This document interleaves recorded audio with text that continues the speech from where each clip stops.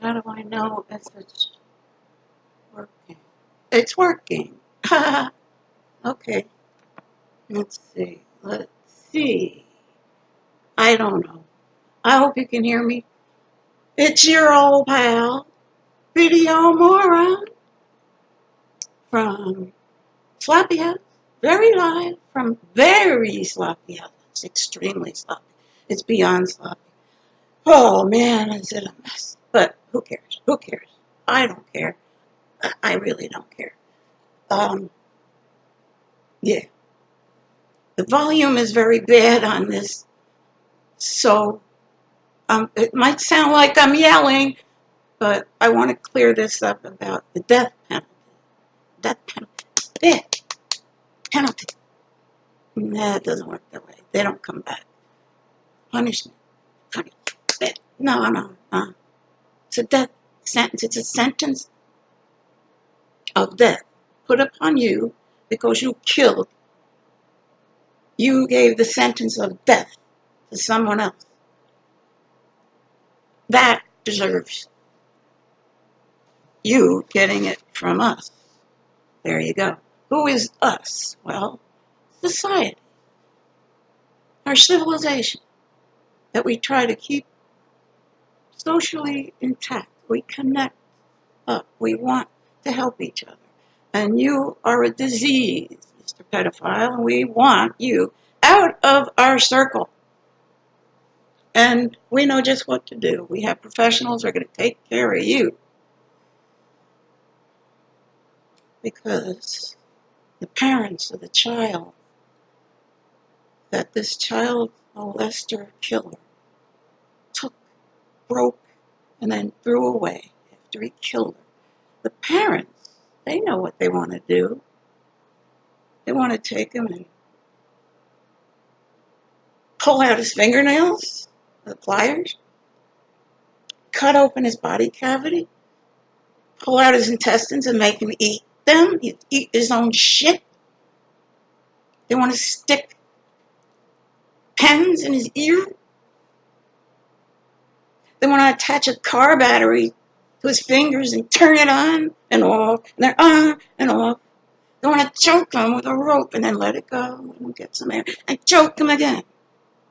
Everything I just said and more, except for the intestines bit, was done to young women in California by the Hillside Stranglers. Two men, cousins, who found out pretty quickly that they enjoyed torturing these young women, not just raping them. They enjoyed torturing them. And there you go. You gotta kill them because they're evidence. They're evidence. They're gonna tell. You gotta kill them. And they killed these young women in monstrous ways. They were given life in prison. Yeah, I know what you're thinking. Anyway, let's get to the story here of the death penalty. Little Susie, 5 years old, playing in the yard, playing with the puppy. Mom's inside fixing lunch. She's 5 years old. There's a convicted, registered pedophile, child molester, driving around the neighborhood, trolling. He sees her.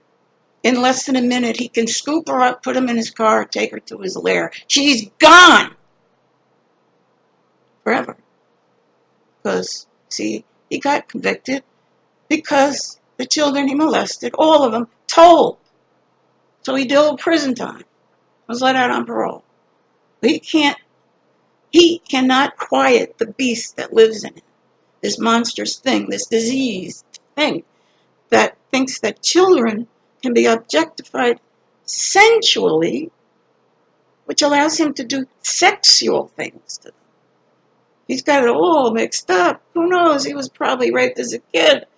But we don't care about that right now. We care about Susie, little 5-year-old Susie, and what she's going to go through.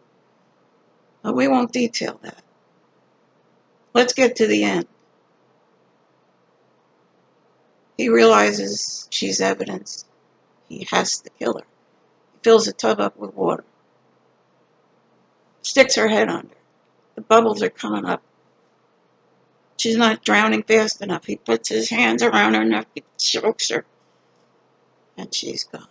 Her little life snuffed out. She never had a chance to even be a kid.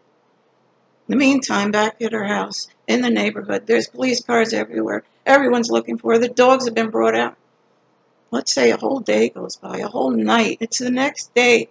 By then, every homicide detective knows chances of them finding her alive are, she's a corpse. What did Jack do with her? Jack killed her, put her in a big trash barrel. Oh, how about those dark green big trash bags we have, garbage bags? Put her in one of those. It's just a tiny thing. And then he drove to a remote place he knew, and he threw the bag in the woods. Threw her away. Because he was done. Besides, she's living evidence that he had to kill her. Now he's got to throw her away. What do you want to do with Jack? So they're looking and looking and looking. In the meantime, police are, they're on this. Jack lives maybe only about 100 miles away from where little Susie lived. Some camper walking through the woods finds the bag, opens it up, goes to the police. The police come, and then the coroner is brought there.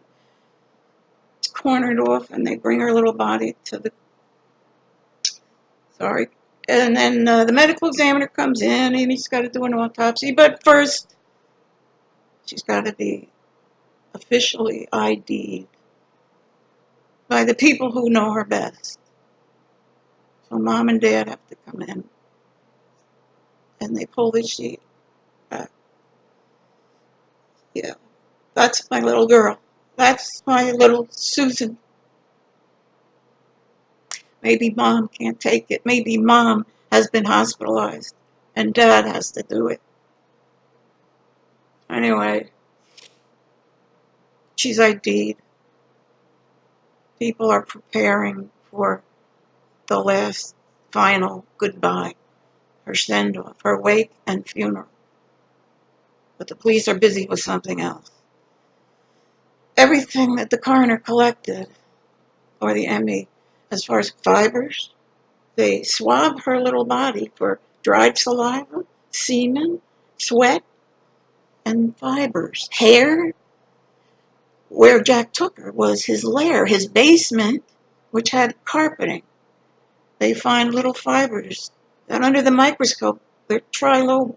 So they can actually trace what kind of carpet it was, where is it sold, who sells it, maybe who bought it. You never know. But it's through forensics that they can identify a lot. How do they find him? They first and foremost, they're going to look through their, how many registered pedophiles are living around here.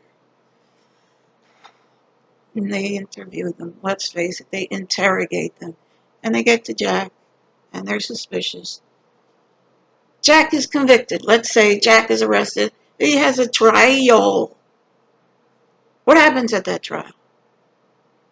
All the evidence is brought out. The fibers, the dried saliva, the DNA, the deoxyribonucleic acid. Gets him. Gotcha. You fucking piece of shit. Excuse me. Jack goes to prison. Not for life. Just for a few years. Because the jury decided on the death penalty. That means you will be in prison for some years before you're executed by professionals. You are killed because you killed. Okay. It's not because you killed, it's really because they see that you're diseased. There's something wrong with you. That you see something sensual or sexual in a child. You're sick. We can't afford to have you in our society. You're out. First, you get to appeal that sentence, and that takes years. Theodore Bundy, remember Ted Bundy? He sat on death row for 8 years on Florida's death row. 8 freaking years. Oh, well. Oh, my tattoo is coming off. You see, I got a little, I'm putting on these temporary tattoos. Oh, never mind. I'm playing around with stuff. I'm not playing around with this. What are we going to do with Jack? We got to kill him. It's the best thing. Besides, if we give him life in prison, the other prisoners are just going to really mutilate the shit out of him and then kill him. Anyway, let's do it legally. Let's do it by professional means. Let's electrocute him. Barbecue him from the inside out. Let's break his neck. Let's hang him. Let's shoot him through the heart, like we did with Gary Gilmore. He asked for that, by the way. He had a choice. I know. These are barbaric means. We have to kill our killers in a much more civilized way. Let's paralyze them first, cut off their ability to breathe. They can't move either. They can't move.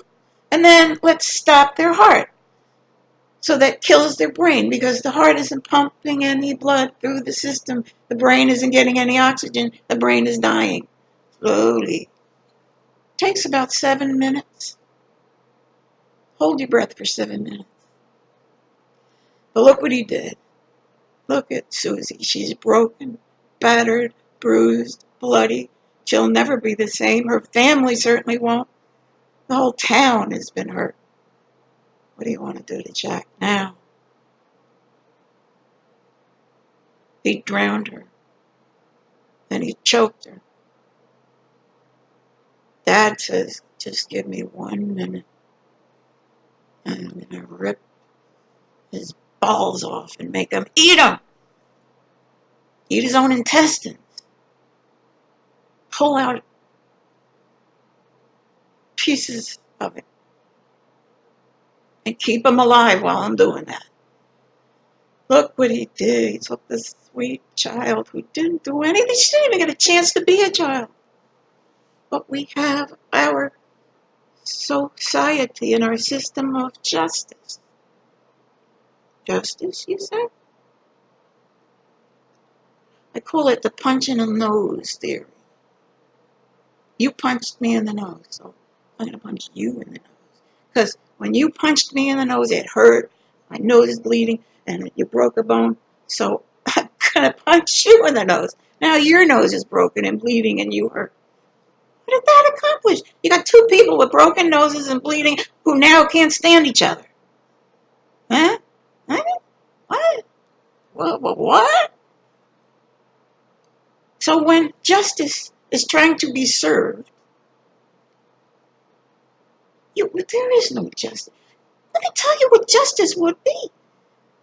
If Jack could return Susie to life, to her family, happy little cheerful playing with the puppy little girl, can he return her back to life?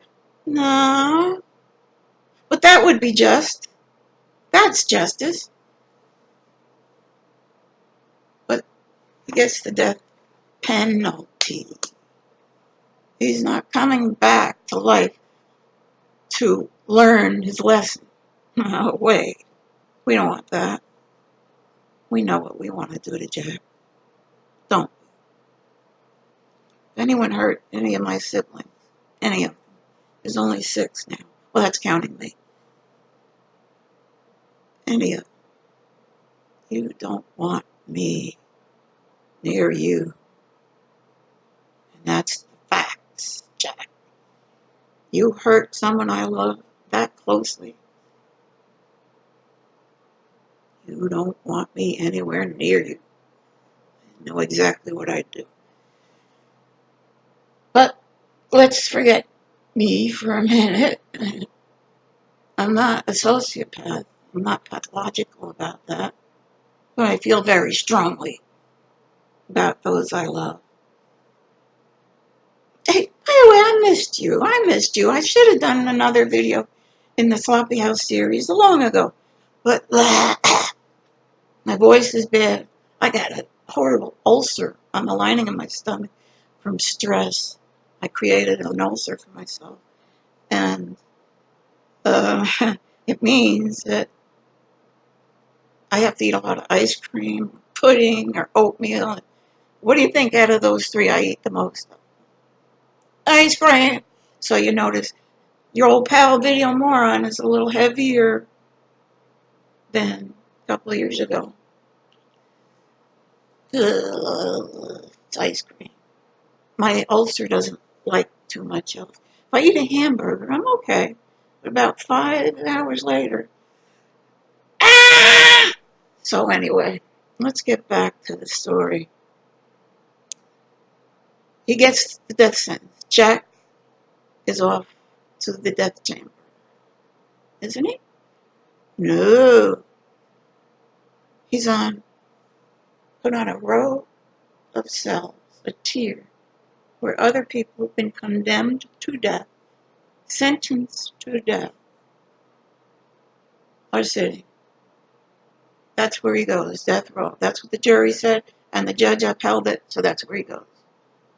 By the way, not every judge upholds the jury's uh, decision.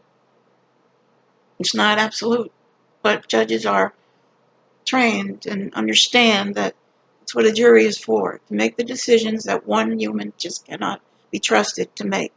Because if you've got a judge who lost a child to a predator, what do you think he's going to want to do to someone standing before him who is accused of and found guilty of killing a child, molesting and killing a child? Yep. On death row, you're 23 hours a day in that cell. I believe you get cable. There's something else. You shower every day with armed guards around. You have to take a shower every day, at least in Florida. Why? Keep you from getting dirty? Also, the other half hour is spent under armed guard walking in a circle on the roof. On the roof, a special above death row, I guess, for exercise. So your muscles don't atrophy. You've got to be healthy and clean when they sit you down or lay you down. You're thinking lethal injection, aren't you? Yeah, you don't just go to sleep. But, sorry, I moved the mouse while I'm doing this. Little Susie's father says, oh, he's going to suffer. Good! My wife's in a nursing home. She can't live with this grief. He's going to feel it. The three chemicals that are used in the lethal injection that stop your heart. Well, first, you stop your respiration. But the first one is meant for you to not go to sleep. You don't go to sleep. It's not succinylcholine. It's something else. It's not pentothal. It's sodium something. It's supposed to make you lose consciousness, so you won't be aware of the next drug, which paralyzes your respiratory instinct, influx. You need.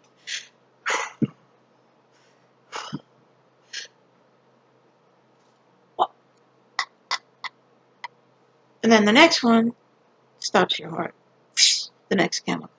And that, of course, that kills your brain. No blood, no oxygen. Is that enough pain, though? I don't know. Certainly not enough as far as family is concerned and their friends. But what about the society? which declared that this is right and fair and just. This is balance. This is justice. Justice? What is justice? We never really get justice. Like I said, justice would be if he could return her to life. That would be justice. Instead, we can get close, but we don't quite make it. So he's on death row, watching cable TV and taking showers and walks. But 23 hours is a long time to be sitting there. Even if you are watching TV, it's a long time. Every day of every week, of every month, of every year, and you're on death row for maybe 5, 6 years. Like I said, Bundy was there for 8 years before people said, I'll pull the switch. It's not a switch, it's a button. The executioner in Florida who was in charge of Ted Bundy's execution was a woman. It was a woman guard, a female guard. She got to push that big black button. It's not a shh, used to be centuries ago. They push the button. It starts up the whole procedure. And the current goes through your whole body because of the way you're wired up. And on your leg. And anyway, what do you want to do with Jack? What are we going to do with Jack? He's been in prison before for molesting children. He figured out that that's what got him caught because they told. So he killed Susie, 5-year-old little baby, after he broke her. We got him now. What do we do? Even on death row, we still have to feed him, clean him, check him, guard him, keep him quiet. That's what the TV is for. And just wait out all the appeals in the appeal process. You go to death row, you are instantly granted an appeal, instantly. And you probably don't have a penny. So the state pays to appeal your death sentence. It's just too final. Are you sure he's guilty? Let's look at the evidence. 4% of the people who've been executed have been completely, entirely innocent of the crime for which they were killed, executed.